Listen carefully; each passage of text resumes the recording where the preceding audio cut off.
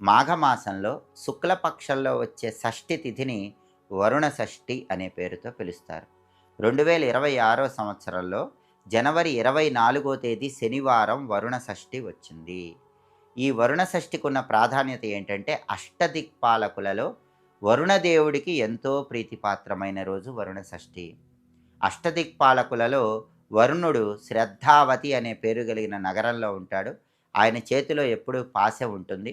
వరుణ షష్ఠి రోజు ఎవరైనా సరే వరుణ గాయత్రి మంత్రాన్ని ఇంట్లో దీపం పెట్టాక 21 సార్లు చదువుకుంటే సంవత్సరం పాటు జల సంబంధమైన అనారోగ్యాలు ఉండవు.